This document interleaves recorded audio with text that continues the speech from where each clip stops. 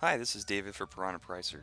In this video we're going to be going over the different options you can select to run Piranha Pricer, and then we'll go over the file output. So I've gone ahead and selected a file, and we'll just browse that file again. And we recommend that you place the file inside of a folder where the executable is located. And so I've selected this file right here. It's a 100 UPC CSV file, and I'll just go ahead and select it again. And so we've gone over how to set up the file already, so these are the rest of the options you want to choose to actually run the file. So you can choose to be a merchant supplier, or you can choose to be an FBA type of seller. And so what these will do is they give you different options for the output data. So if you have an FBA chosen as your seller information type, then Piranha Pricer will include information such as storage fees and other FBA fees and handling fees and such that Amazon uses. But if you go with merchant supplier, it'll negate all those fees, and so you'll come up with a different ROI depending on what you select. So if you were to select FBA, you're left with another option here, FBA fees. So you have Amazon API or calculated. So the Amazon API selection will actually check each UPC against Amazon's API and find the actual values that Amazon uses for their monthly storage fees and FBA fees for that item. And if you go with a calculated, it'll do the same thing, but there's an equation in Piranha Pricer that calculates all those fees, and those calculations are taken from equations that Amazon provides, so they're very accurate. The calculated method will be roughly twice as fast as going with the Amazon API selection. So if you have a lot of items that you're running, it'll probably be a lot faster to go with the calculated approach.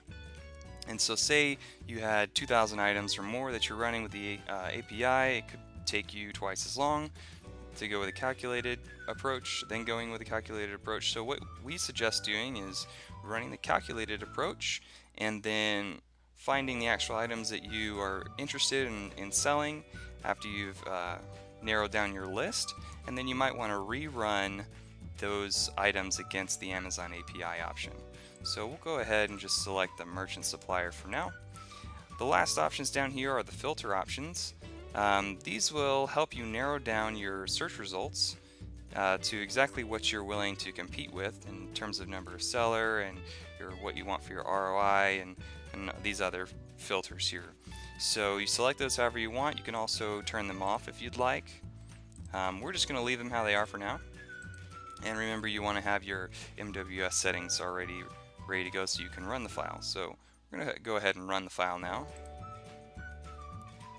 And so now Piranha Pricer is going through each UPC. So we selected UPCs and there's 100 of them. So Piranha Pricer is going through each one and finding them on the Amazon API and pulling all the data and correlating it and then creating an Excel file so that we have the output data to choose how to further filter down the results. And Piranha Pricer is done running those, so we'll go ahead and open the file. And what Piranha Pricer does is it'll take that file that you selected, the 100 UPCs, and it'll create the output file in the same directory where that's located. It'll add on Piranha and the date and time that the file was created. So we're going to go ahead and open that output file. And you have 4 tabs here that are created. So Piranha Picks is the first tab, and that's basically a set of filters that we have hard-coded into the program to help you select items to choose maybe to buy. And you know, this is a good starting point if you're not sure what kind of filters you want to use. All of these items should be items that will give you a profit. Of course, you know, everyone's different and they want different returns, and so this is just a good starting point. May not be useful to you, not sure. So the next tab is the filtered products tab. So that is these filters that we pre-selected before we ran the file and what it actually found that matched those filters. And if you hover over the top row, you actually see the filters that you selected saved there. And so we've got a couple options here. The third tab is all of the profitable products. So out of all the UPCs that we ran, these ones should actually give you a net profit on your ROI. and you see you've got quite a few here, so that's good. And then the last tab is every single UPC that you ran, and the blue ones are your profitable items and the white ones are not profitable for you based on the inputs you gave and the cost and such, and then how it correlated with buy box price and all of your fees associated with Amazon and such like that. So gave some strange outputs there. Amazon must have had some interesting numbers written in there. So what we actually have here on the output side is your original UPC. You've got the correlating ASIN value that Amazon gives it, the title for that actual product as listed on Amazon, the product group it's in, and the bestseller rank for that item, the number of sellers actually selling that UPC item, package quantity, the cost that you input, the buy box price that it's going for, and then a calculated net profit and net ROI.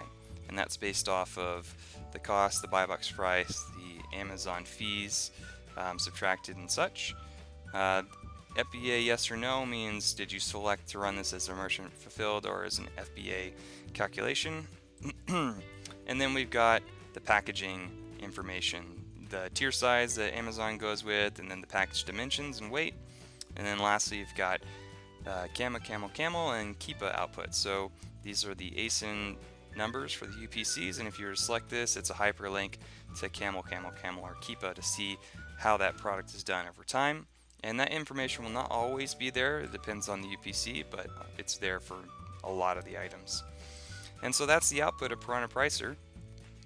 We might want to run this one more time, and this time we'll select the FBA option for the fulfillment type, and we'll go with calculated because it's a lot faster for now. So we'll run that one more time. It's going through, getting the same data for us, but it's using the new fees. It's not pulling the Amazon FBA fees through the API. We're just going the calculated route, and we're almost done. It's creating the file now, and there we go. So I guess it's just wrapping up the last few things there. Alright, so now we can open up the file. Okay, so you can see that's our previous file, that's our new file with a new time stamp on it. We'll open up that new one, and we will go to the All Products tab. You can see the additional columns of information we have now. So now we've got net profit and net ROIs for different time periods, and we've also got FBA fees and Amazon monthly storage fees for different time periods. And you can see now the FBA is selected as yes. So what that's showing you is Amazon has different fees that they'll have calculated for different times of year because of Black Friday and stuff. So they charge more for storing and more for their fees, and so you'll actually have a different net profit and net ROI calculation depending on the time of year for that product. So that's the additional information that you get through Piranha Pricer if you go with the FBA route, and that's the file output. Thank you.